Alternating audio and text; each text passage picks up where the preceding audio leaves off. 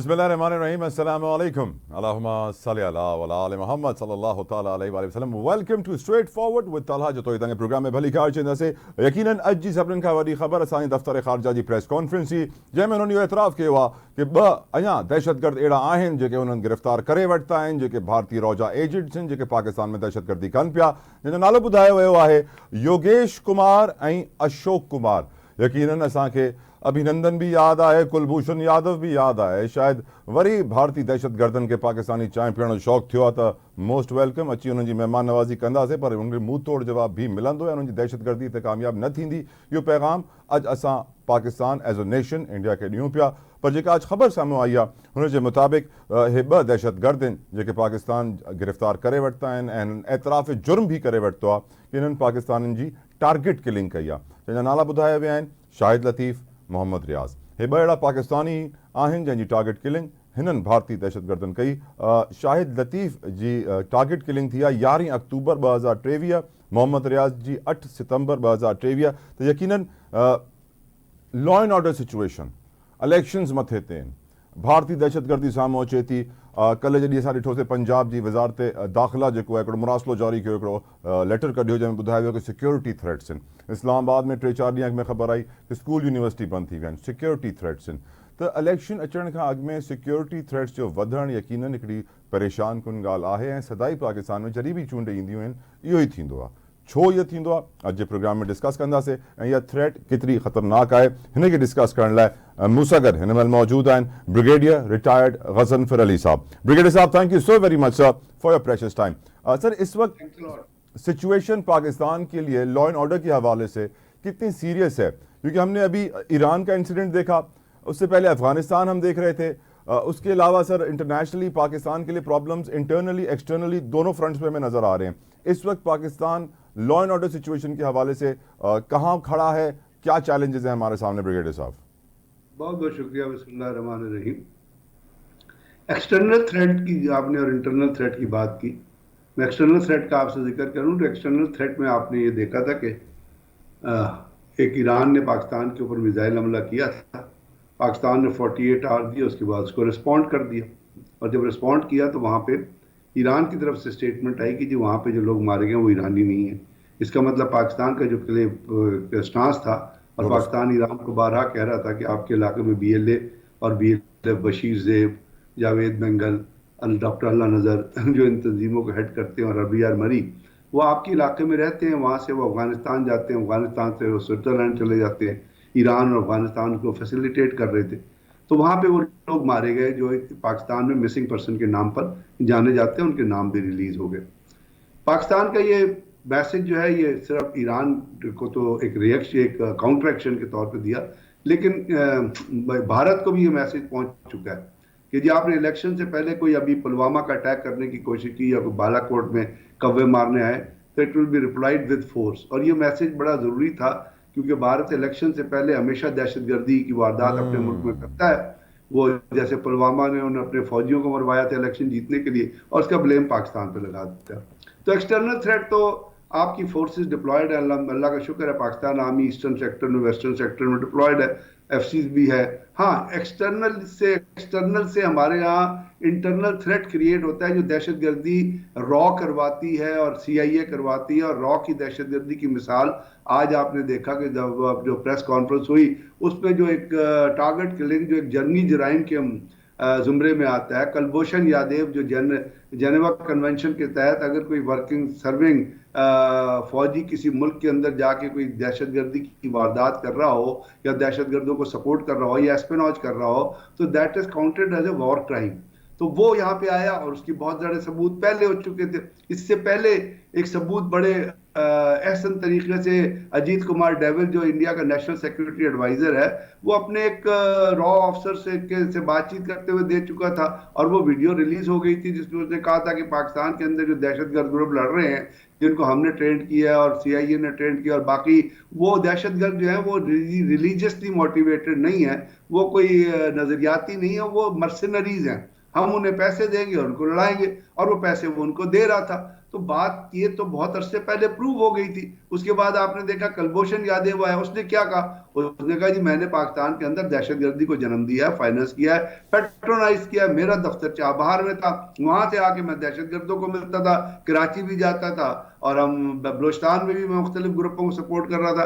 तो भारत का ये चेहरा जो है, ये तो बेनकाब हमने किया दुनिया में। उसके बाद कनाडा में जो कुछ हुआ आपने देखा, अमेरिका में जो कुछ आपने, इससे पहले थोड़ा और पीछे जाएं तो नरेंद्र मोदी जो अब भारत का प्राइम मिनिस्टर है, उसकी मूजियत की वजह से, उसकी दहशतगर्दी की वजह से, क्योंकि उसने गुजरात में जो दहशतगर्दी की थी और जो मुसलमानों का कत्लेआम किया था, उसकी वजह से उसको अमेरिका का वीजा डिनाई किया गया था कि you are not allowed to enter America.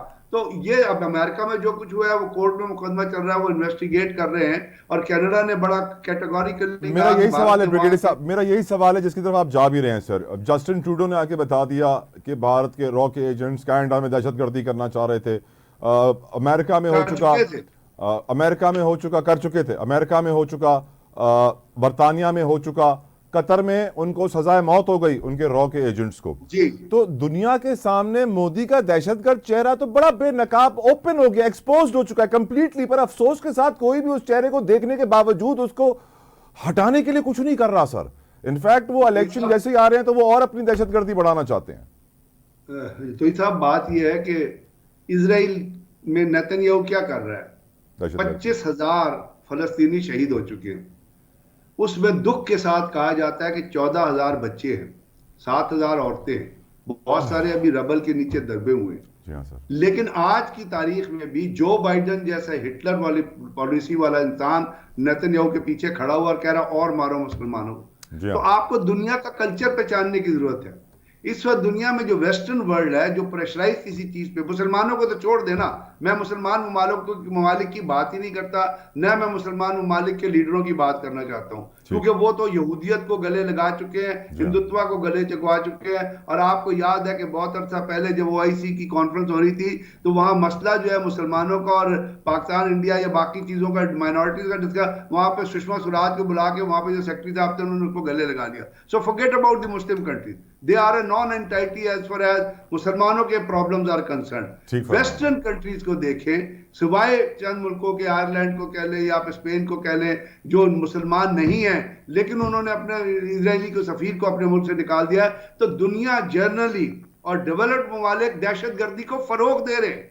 American president जो हैं वो दहशतगर्दी को फ्लोरिश करते हैं, वो दहशतगर्दी को एड करते हैं। जल्दुल्ला जो ईरान में है। सर फिर ये सवाल यहाँ पैदा हो जाता है आपकी ये बात सुनने के बाद कि अगर ये बड़ी बड़ी ताकतें अमेरिका जैसी दहशतगर्दों को फंड करते हैं, एड करते हैं, तो फिर पाकिस्तान क्यों इन दहशतगर्द मुल्कों की सुनता है? क्योंकि अगर वो दहशतगर्दों की मदद कर रहे हैं तो वो भी दहशतगर्द हुए। तो ऐसे में हम तो world goes with the might.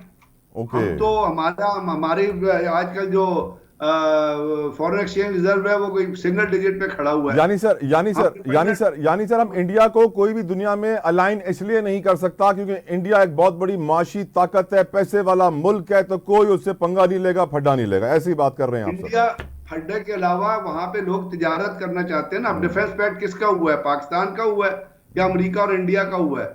India का जो अभी इंडिया इस वक्त जो इकोनॉमी, तो आपको पता है वो अपना तीसरी से अब तीसरी बड़ी इकोनॉमी होने जा रहा है दुनिया के, $600 बिलियन। तो बात ये, हमने जो कुछ एक्सपोज किया है वो हमें अब उस पर अपना स्टांस मजबूत करना है। ब्रिगेडियर साहब, हमने एक्सटर्नली बात तो कर लिया, थोड़ा इंटरनली बात करना चाहता हूं मैं आपसे। अब बहुत सारे लोग ये भी कहते हैं कि पाकिस्तान के दुश्मन पाकिस्तान की कमजोरियों का फायदा उठाते हैं। अगर दहशतगर्दी यहाँ होती है तो बहुत सारे पाकिस्तान के भी ऐसे लोग होते हैं जो उन दहशतगर्दों की मदद कर रहे होते हैं, उन्हें सपोर्ट कर रहे होते हैं, उनका आलाकार बन रहे होते हैं। तो हमारी कमजोरियां अंदरूनी तौर पर भी बहुत सारी हैं ब्रिगेडियर साहब, जिसकी वजह से दुश्मन ये सब कुछ कर पाता है। उन अंदरूनी कमजोरियों को थोड़ा आप बताइएगा सर, कौन कौन सी हैं? बात यह है कि जो दहशतगर्दी की जंग होती है ना, ये बड़ी खास तौर पे जो पाकिस्तान में चली, और आपने देखा over a period of time, हम पहले क्या हुआ था, एक लश्कर जंगवी बना था और एक लश्कर मोहम्मद बना था, और वहां पे आपकी फिक़ह पे लड़ाई शुरू हो गई थी कि शियाओं ने सुन्नी को मारना शुरू किया, सुन्नियों ने शियाओं को मारना शुरू कर दिया। तो अब हमारे यहाँ चूंकि अगर आप वास्ट इराक पाकिस्तान के इलाकों में जाएंगे, खासतौर पर ट्राइबल अपना रूरल एरिया, वहाँ मजहब की तालीम उस तरह नहीं है, जिस तरह मजहब की तालीम होनी चाहिए। जी तो हाँ। एक तो मजहब के नाम पे लोगों को एक्सप्लॉइट किया जाता है, उसके खिलाफ जो नैरेटिव बनना चाहिए हुकूमत का, और जो हमें एजुकेट करना चाहिए अपने स्कूलों और यूनिवर्सिटीज़ में, और जो हमें ये एम्फेसाइज करना चाहिए कि इस्लाम कहीं भी दहशतगर्दी का दर्श नहीं देता, जो हमारा हेट लिटरेचर डिस्ट्रीब्यूट होता है, एक तो वो है। दूसरे हम इकोनॉमिक डिस्पैरिशन हमारी, जैसे अभी आपने इस केस में देखा कि एक आपने जिसका जिक्र किया आपने उसमें अंगारे, वो अपना इंट्रोडक्शन में एक उसका योगेश कुमार, उनका उन्होंने बाहर बैठ के यहाँ पे एक शख्स को वहां से एक को हायर किया, जी हाँ। उसने आके यहाँ पे असैसिन हायर कर दिए। और अगर तारीख में आप पीछे जाएंगे ना, तो जब लियाकत अली खान को शहीद किया गया था तो सीआईए ने वो किया था। सीआईए असैसिन दो रिक्रूट करना चाहती थी पाकिस्तान से, उनको पाकिस्तान में कोई हमलावर नहीं मिले थे उस जमाने में, तो उन्होंने अफगानिस्तान से दो लड़के रिक्रूट किए थे लियाकत अली खान पे फायर करने के लिए और उनको तो शहीद सर हम करने के नहीं लिए। बदले ना आज हमारे तक, यहाँ हम आज तक नहीं बदले, इकोनॉमिक, हम आज तक नहीं बदले ब्रिगेडियर साहब। जी हम आज तक नहीं बदले, बल्कि हमारे यहाँ इकोनॉमिक जितने कंपल्शंस आ गई हैं, हमारे यहाँ जो एक इनस्टेबिलिटी सिचुएशन है, जो आज आप देखेंगे तो हमारे यहाँ पॉलिटिकल राइट कन्फ्रंटेशन है, सर। एक इनस्टेबिलिटी है, इसमें कौन से लोग फायदा उठाते हैं? इसमें इस किस्म की तंजीमें फायदा उठाती हैं जो राइट सर। लोगों को अपनी हुकूमत के खिलाफ, अपने ही लोगों के खिलाफ मोटिवेट करती है, और लोग पैसे पे बिक जाते हैं। और थैंक यू यही so very much, thank you so very much. Brigadier retired Ghazanfar Ali साहब हमारे साथ मौजूद थे। उन्होंने वाज़े हिकिड़ी शइ असांखे सम्झाए छॾी आहे कि लियाकत अली ख़ान खां वठी अॼु ताईं असां कोन सम्झी सघिया आहियूं, असां कोन मटिजी सघिया आहियूं, असां कोन पंहिंजी प्रॉब्लम्स खे आइडेंटिफाई करे सोल्यूशन की तरफ वधी सघिया आहियूं। मुझसे गैर मौजूद हैं मेरे साथ इस वक्त मौजूद हैं, किसी तारुफ के मोहताज नहीं है। हमने अब प्रोग्राम में law and order security situation को डिस्कस किया। Let's talk about politics. सियासत की बात की जाए तो पीटीआई के फिरदौस शमीम नकवी साहब इस वक्त मेरे साथ मौजूद हैं। नकवी साहब thank you so very much sir, बहुत बहुत शुक्रिया, आपने अपना कीमती वक्त आवाज़ टीवी के लिए, स्ट्रेट फॉरवर्ड के लिए निकाला। सर इस वक्त ये बताइए, हम देख रहे हैं कि गुज़िश्ता रोज़ बिलावल भुट्टो जरदारी साहब ने कहा था कि पीटीआई के जो आज़ाद अरकान हैं उनके साथ हम हुकूमत बनाना पसंद करेंगे, और फिर आज भी हमने देखा कि हैदराबाद से पीटीआई के एक लीडर ने पीपल्स पार्टी को ज्वाइन किया है रिसेंटली, थोड़ी देर पहले की खबर है, अनवर जतोई साहब ने। तो लग ये रहा है कि सर पीटीआई आज़ाद उम्मीदवार को मालूम है क्योंकि अब पीटीआई का मुस्तकबिल नहीं है, और कहते हैं पार्लिमानी सियासत अब पीटीआई नहीं कर पाएगी, इसीलिए अब दूसरी पार्टीज को ज्वाइन करना चाहिए। आप क्या कहेंगे सर इसके ऊपर? ये देखिए, पहली चीज तो उनकी बड़ी खाम खाली है कि हमारे जो कैंडिडेट्स हैं वो अवेलेबल होंगे, और जो हमने कोशिशें कर रहे हैं, एक आप देख रहे हैं लाहौर हाई कोर्ट में प्ली मूव की भी है इस वक्त कि the fail to exist, the symbol has been taken away. तो हम सब ने जिन्होंने टिकट्स के लिए अप्लाई किया था, हमने पाकिस्तान तरीके इंसाफ से किया है। आपने सदा के तौर पे हमें एक सिंबल नहीं दिया, वो ठीक है, उसको भी हमने चैलेंज किया, लेकिन फिलहाल ये नहीं कह सकते कि हमारी पार्टी नहीं है या हमारी तंजीम नहीं है। तो वो तो आपको मानना पड़ेगा, वो एक दफा एस्टेब्लिश हो चुकी है, इलेक्शन जीत चुकी है, लेकिन फिरदौस साहब ये खबरें शाया हुई थी ना कि पीपल्स पीटीआई के जब आज़ाद उम्मीदवार असेंबली में जाएंगे जीतने के बाद, सो फिर ये पीटीआई को ज्वाइन नहीं कर पाएंगे, ना ही उस नाम को क्लेम कर पाएंगे, they will have to join someone else. थोड़ी समझाएंगे सर हमें आप? सूरत हाल ऐसी सूरत हाल नहीं है। ओके। और उसके लिए जो प्लान है वो बड़ा वाजे है। पहली चीज तो ये, हम अपने इंटर पार्टी इलेक्शन दोबारा करवा के पार्टी को बेहाल करवा लेंगे, और वो इस कौमी इलेक्शन से पहले इंशाल्लाह कोशिश कर रहे हैं कि इलेक्शन हो जाए इंशाल्लाह। और जैसे ही वो दिन मुकम्मल होंगे, नतीजा आने के बाद इलेक्शन कमीशन को 7 दिन के अंदर मोहतरम नकवी साहब मानना पड़ेगा, और मोहतरम नकवी साहब पार्टी बहाल हो चुकी। मोहतरम नकवी साहब, अगर पार्टी बहाल भी हो जाए तो हमने देखा कि जावेद हाशमी साहब के घर पे कल रात क्या हुआ, तो पार्टी बहाल भी हो जाए, बल्ला वापस भी आ जाए, हालात साजगार आपको लगते हैं हो जाएंगे? जी देखिए, बात सारी ये है बरादर मोहतरम, ये मुल्क मेरा भी है, आपका भी मुल्क है। बिल्कुल हुजूर। और हम सब जो कुछ हो रहा है वो अपनी खुली आंखों के साथ देख रहे हैं, और अवाम जो है वो इन सब चीजों को देखते हुए, जानते हुए, समझते हुए अपने वोट का हक इस्तेमाल करेगी। और ये इस चीज को, जिस तरीके से ये इलेक्शन हो रहा है, इसे इलेक्शन तो कोई भी नहीं कह सकता। ये जमहूरियत की इससे ज्यादा बुरी और कोई मिसाल नहीं मिल सकती जो इस वक्त नजर आ रही है, और बदतरीन दौर है जिससे पाकिस्तान गुजर रहा है। इसको कोई शख्स आईनी किसी लिहाज से नहीं कह सकता। Right sir. ये आईनी भी नहीं है और इसमें मार्शल्ला भी नहीं कहा जा सकता। फिर क्या ये कहेंगे? चूचू का मुरब्बा है, ये चूचू का मुरब्बा है जिससे ये मुल्क के साथ दोबारा एक्सपेरिमेंट किया जा रहा है, जिसको अल्लाह करे कि ये मुल्क इसमें इसको कोई और नुकसान न पहुंचे। मैं दुआ आमीन। गो भी हूँ और परेशान भी हूँ। आमीन आमीन आमीन। फिजूर साहब, आपकी इजाज़त है, हमें ज्वाइन किया है प्रोग्राम में इस वक्त जमात इस्लामी के सीनियर रहनुमा लियाकत बलोच साहब। बहुत बहुत शुक्रिया बलोच साहब, आपने अपना कीमती वक्त हमारे लिए निकाला। पाकिस्तान मुस्लिम लीग नून से उज़्मा कारदार साहिबा हमारे साथ मौजूद है। उज़्मा साहिबा, आपका भी बेहद मशकूर हूँ, शुक्रगुजार हूँ कि आपने भी हमारे लिए टाइम निकाला। यकीनन जो सूरत हाल है जिसकी हम बात कर रहे थे PTI के साथ, इलेक्शन का माहौल, लियाकत बलोच साहब, आपकी नज़र में सर जो इस वक्त इन्वायरमेंट है इलेक्शन का, जो इंतखाबी मुहिम चल रही है, जो लॉ एंड ऑर्डर सिचुएशन है, जिस तरह से PTI के खिलाफ केसेस बनाए जा रहे हैं और जो उनको मुश्किलात का सामना करना पड़ रहा है, हम पूरा पाकिस्तान जानता है क्यों करना पड़ रहा है और किस वजह से करना पड़ रहा है। तो क्या आप समझते हैं सर ऐसे इलेक्शन से पाकिस्तान के मसाइल हल होंगे? क्योंकि हम देख रहे हैं कि आज भी बहुत सारे लीडर्स की ये स्टेटमेंट थी कि जो इलेक्शंस होने जा रहे हैं उससे मुल्क के मसाइल हल नहीं होंगे। शाहिद खाकान अब्बासी ने यह कहा, रज़ा रब्बानी कहते हैं निगरान हुकूमत अपने मुस्तकबिल के फैसले कर रही है कि जैसे 14 दिन के बाद हुकूमत खत्म होगी तो उन्हें कौन सी नौकरी करनी होगी। तो लग नहीं रहा कि सर इन इलेक्शन से पाकिस्तान के सियासी, मुआशी और मुआशरती मसाइल हल होंगे। बलोच साहब, आपको क्या लगता है? जी, बिस्मिल्लाहिर्रहमानिर्रहीम, बहुत शुक्रिया। देखें, इलेक्शन तो जितने शफाफ पहले होते थे उतने ही शफाफ होंगे, जितने जानिबदाराना पहले थे अब भी जानिबदाराना है। लेकिन इस सारी सूरत हाल के बावजूद भी इलेक्शन होना तो नागुज़ीर है और इलेक्शन से ही एक इस्तेकाम का रास्ता तलाश किया जा सकता है। इलेक्शन ना हो तो एक अदम इस्तेकाम, बेयकीनी, बेइत्मीनानी और ज्यादा बढ़ जाएगी। Of course. दूसरा ये है कि इंतखाब के बाद अगर कोई ऐसी सूरत हाल पैदा होती है कि जिससे एक बड़े पैमाने पर इत्मीनान, अदम इत्मीनान असर नौ पैदा हो, फिर उसके लिए बहुत सारे ऑप्शंस मौजूद हैं। अब ये मरला तो इस एतबार से बिल्कुल वाज़ेह है कि भी 8 फरवरी को इलेक्शन होना चाहिए। बाकी ये है कि भी PTI के साथ जो रवैया और जो तरीका अख्तियार किया जा रहा है, माजी में भी हम एहतजाज करते रहे थे और आज भी हम इन चीज़ों को किसी सूरत में आईनी, कानूनी और जमहूरी नहीं करार दे सकते।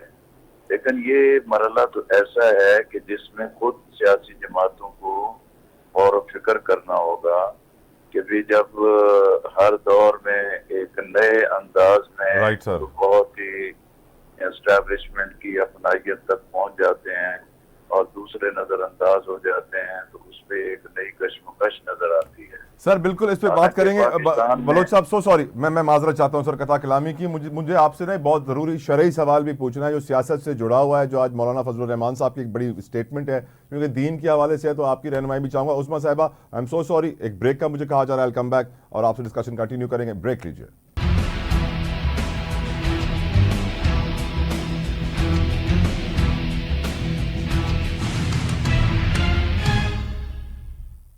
Right, welcome back to straight forward.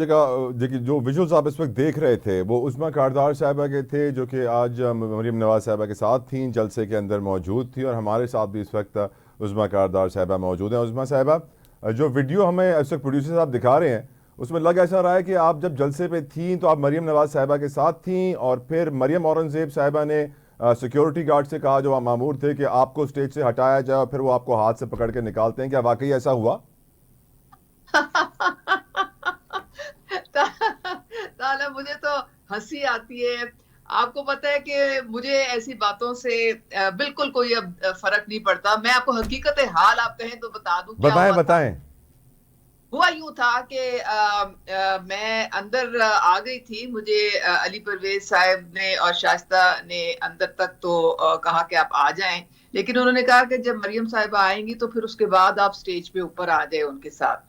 खैर, मैं चुप करके वहां पे खड़ी हो गई तो वहां पे आपके एक DSP साहब खड़े थे और उनकी 4 कांस्टेबल पुलिस वालियां खड़ी थी। उन्होंने मुझे कहा, जी आप कोने में हो जाएं, आप कोने में हो जाएं। तो मैं चुप करके खड़ी नहीं, मैंने उनकी तरफ देखा ही नहीं।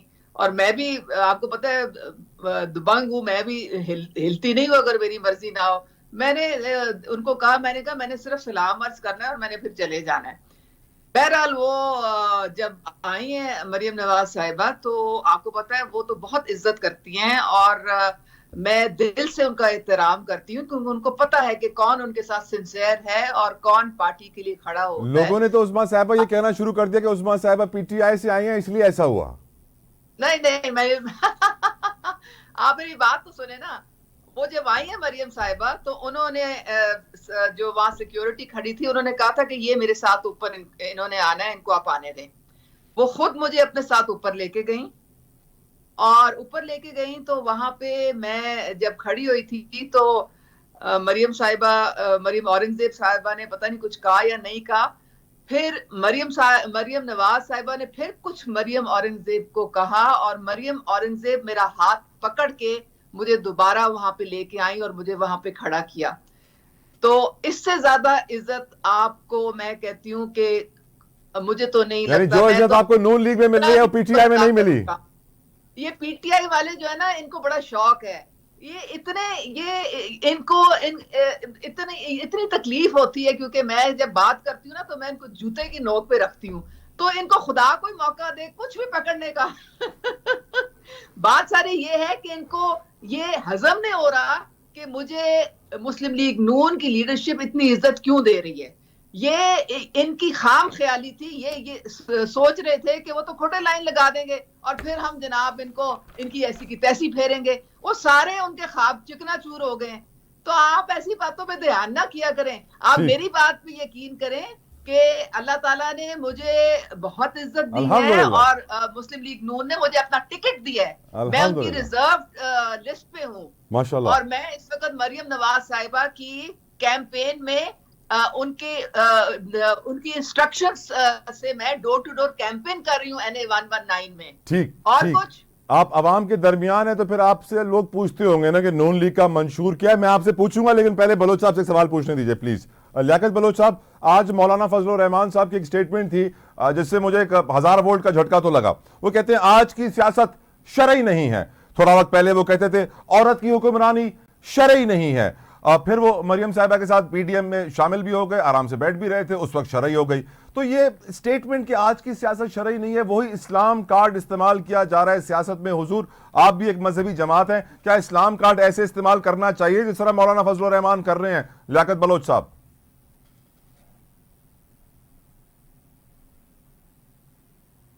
लियाकत साहब, आप मुझे सुन सकते हैं?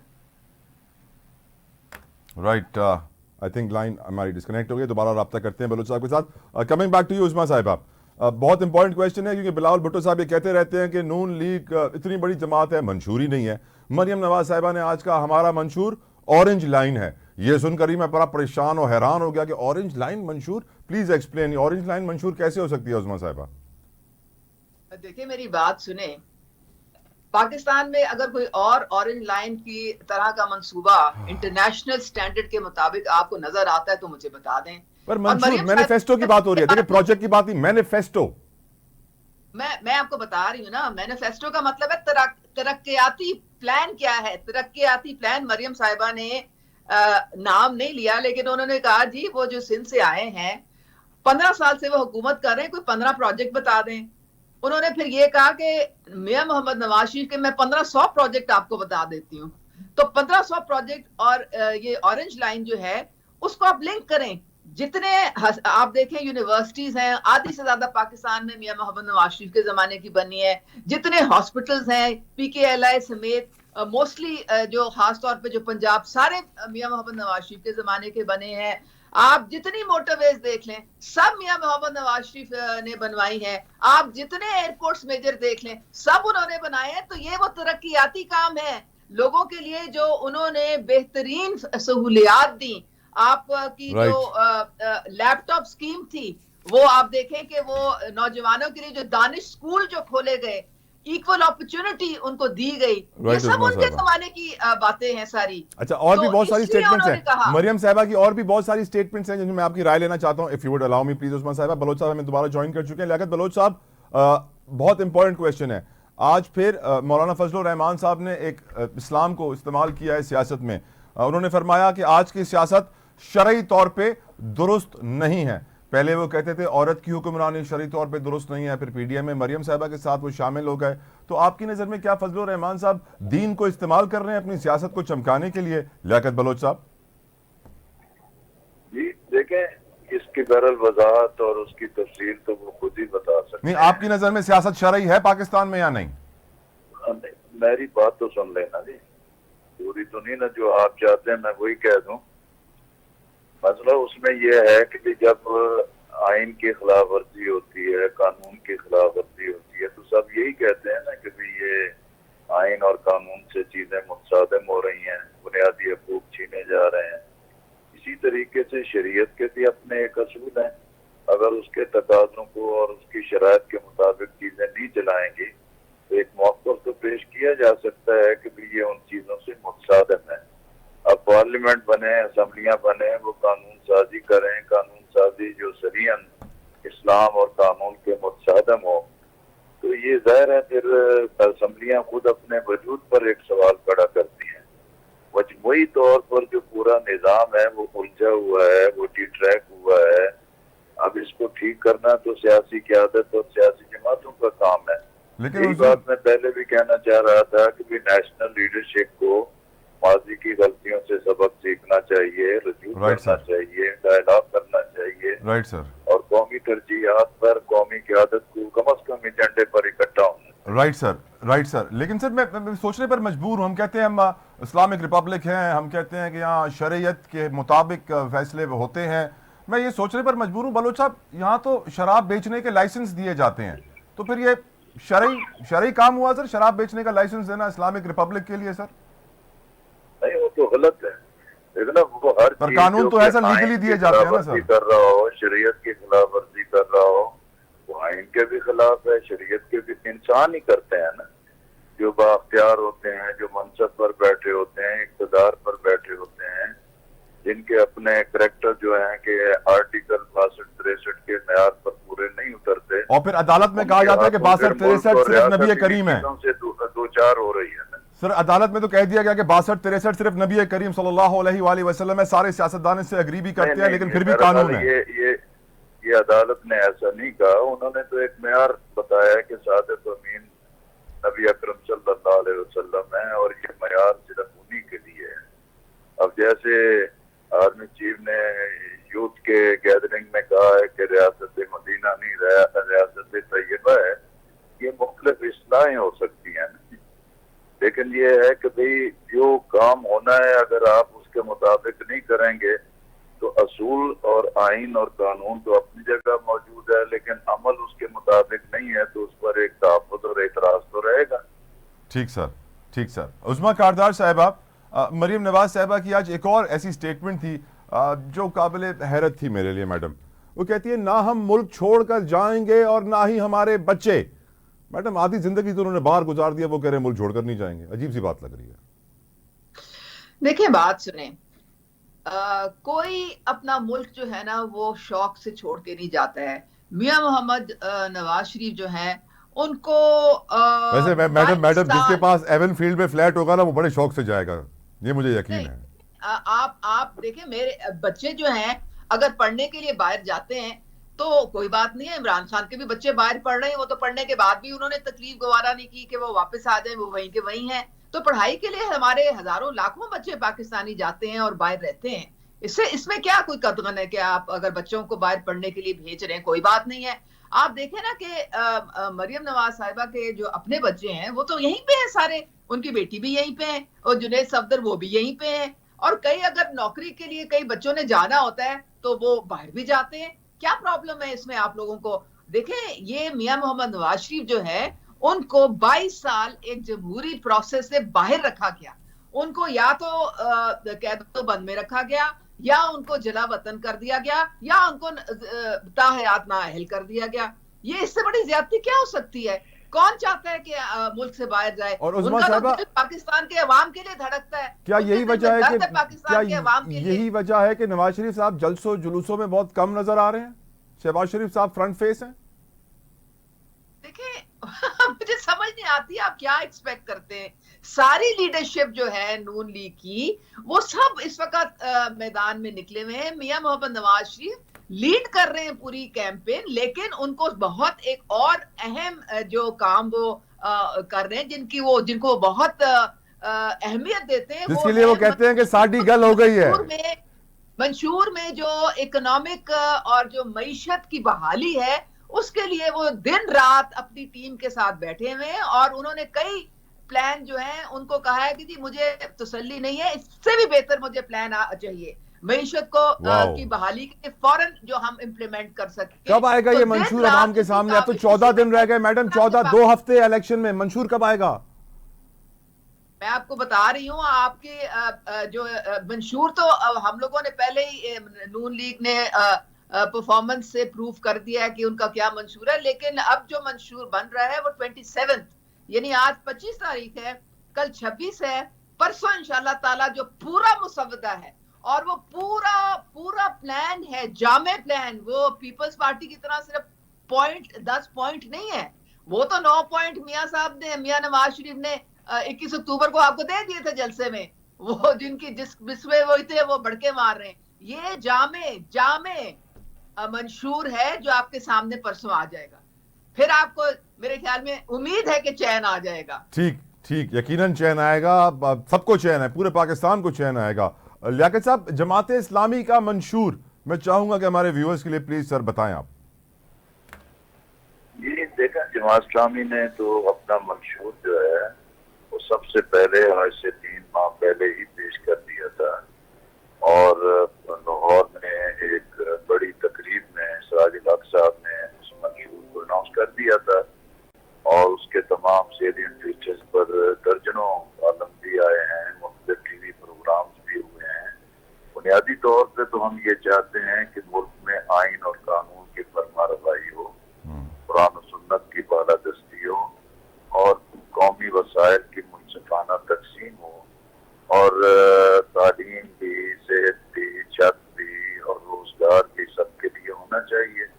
इसी तरह हमारे मंशूर की बुनियाद ही यही है कि ये जो हमारी मईशत का अब एक झंझट है, ये अब करप्शन के साथ, बैरूनी कर्जों के साथ, सूद की किस्तों की अदायगी के साथ नहीं चलता। बशकोल फैला के दुनिया भर के सामने भीख मांगने से काम नहीं चलेगा।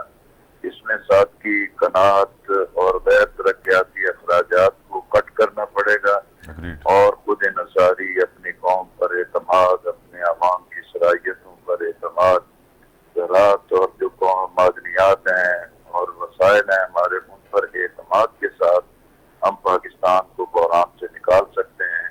और जमात इस्लामी ने हमेशा डिलीवर किया है, अमानत और दयानत से काम किया है, बासलाहियत टीम है।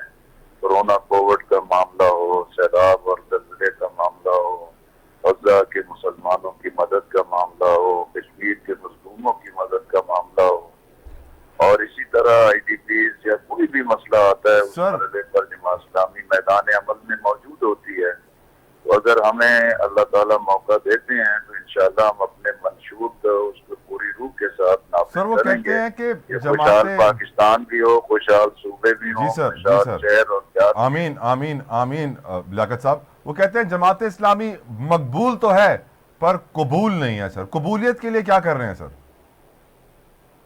अल्लाह के यहाँ कबूलियत होगी तो सब चीजें ठीक हो जाएंगी। आमीन आमीन। बाकी हमने कभी ये नहीं सोचा कि भाई हम आइन और कानून को तोड़ के महज कुर्सी और इक़्तिदार के लिए हम एक गलत रास्तों को चुने, जिसकी वजह से हम देख चुके हैं कि जिन्होंने ये रास्ता अख्तियार किया है कि बिलाखिर उनको क्या हासिल हुआ है। मुल्क की सियासत, पार्लियामेंट, जमहूरियत। सर लोग कहते हैं इसीलिए आपको हुकूमत भी नहीं मिलती है सर, लोग कहते हैं इसीलिए आपको हुकूमत नहीं मिलती कि आप ये वाला रास्ता इख्तियार नहीं करते। जिनको मिल गई है उन्होंने क्या कर लिया? 3 साल तो मिल जाते हैं 5 में से। तरीके से लेंगे तो इंशाल्लाह मुल्क की खिदमत भी करेंगे, मुल्क को ठीक भी करेंगे, बहरान से भी निकालेंगे और पाकिस्तान को एक इस्लामी, खुशहाल, मुस्तहकम और करप्शन फ्री भी बनाएंगे। आमीन। और दुरुस्त रास्ते से चलेंगे तो मुल्क भी ठीक होगा, सियासत भी ठीक होगी। राइट बलोच साहब। उस्मा साहिबा, बहुत इंपॉर्टेंट क्वेश्चन है क्योंकि आज हमारे एक फॉरेन सेक्रेटरी साहब की जो प्रेस कॉन्फ्रेंस थी उन्होंने बताया कि भारतीय दहशतगर्दी पाकिस्तान में बढ़ रही है, इलेक्शन को डिले कराना चाहते हैं। 2 दहशतगर्द हमने भारत के मजीद पकड़ लिए हैं, योगेश कुमार, अशोक कुमार, और एक और नैरेटिव भी बिल्ट हो रहा है at the same time parallel. वो कहते हैं जी नवाज शरीफ साहब की मोदी के साथ बड़े अच्छे ताल्लुकात थे, तो वो नवाज शरीफ साहब आएंगे तो भारत के साथ पाकिस्तान के ताल्लुकात पहले जैसे बेहतर हो जाएंगे, अभी तक कशीदगी खत्म हो जाएगी। उस्मा साहिबा, देखिए, आप ये जो दहशत गर्दी है, इससे हमने, हमारे इदारों ने और पूरी कौम ने बड़ा एक मुकाबला किया है, और इसको ज़रबे अज़ब और जो हमारी जो वजीरिस्तान में जो सारी पूरा ऑपरेशन हुआ था, उससे दहशत गर्दी को बहुत हद तक काबू में कर दिया, बल्कि उनको वहां से भगा दिया हम लोगों ने। कलभूषण जो था वो कौन था? वो भी तो इसी तरह का एक जासूस था ना। तो इंडिया का तो काम ही है, उनके तो रॉ के एजेंट्स जो है वो पूरे वहां पे अफगानिस्तान से भी पर ऑपरेट नवाज करते हैं। शरीफ साहब कहते हैं करीब है मोदी से जी, कहते हैं नवाज शरीफ साहब के मरासिम अच्छे हैं मोदी साहब से। देखिए, हमें इस वक्त जितने हमारे हमसाए हैं उन सब के साथ हमको अच्छे ताल्लुकात, without compromising our national interest, हमारी कौमी सलामती जो है उसको हम बिल्कुल कॉम्प्रोमाइज किए बगैर हमें अच्छे ताल्लुक रखना जो है बहुत जरूरी है। आपके मुल्क में जब तक अमन नहीं होगा, आपको अपने चारों तरफ से जब खतरात कम नहीं होंगे, तो आप कैसे तरक्की कर सकते हैं? आप कैसे लोगों पे पैसा लगा सकते हैं? आपका ज्यादा पैसा जो है वो तो इन्हीं चीजों में चला जाता है, क्योंकि आपके बॉर्डर्स, ईस्टर्न और वेस्टर्न बॉर्डर्स जो हैं वो हर वक्त खतरात वहां पे मंडला रहे होते हैं। इसीलिए तो हमारे पास सेहत पे और तालीम पे लगाने के लिए सिर्फ 2% रह जाता है हमारे बजट में से। तो ये सारी चीजें ठीक करने के लिए हमें कश्मीर पे भी 2 टोक फैसला अपना हम कायम रखेंगे, और उसके अलावा जो जितने हमारे नेबर्स हैं, चाहे वो ईरान हो, चाहे वो इंडिया हो, चाहे वो अफगानिस्तान हो, उन सब के साथ हमने अच्छे रवाबत रखने हैं, और अच्छे रिलेशनशिप हमारे अपने फायदे में हैं। बहुत बहुत शुक्रिया उस्मा कारदार साहिबा, लियाकत बलोच साहब, आप दोनों मेहमानों ने गिरामी कहा कि आपने कीमती वक्त आवाज टीवी और स्ट्रेट फॉरवर्ड के लिए निकाला। मुझे इजाजत जो पर निकाल याद रखो, वोट ॾियण खां अॻु में सोचो, तव्हांजा मसला केरु हल कंदो। इजाज़त ॾियो, अल्लाह हाफ़िज़।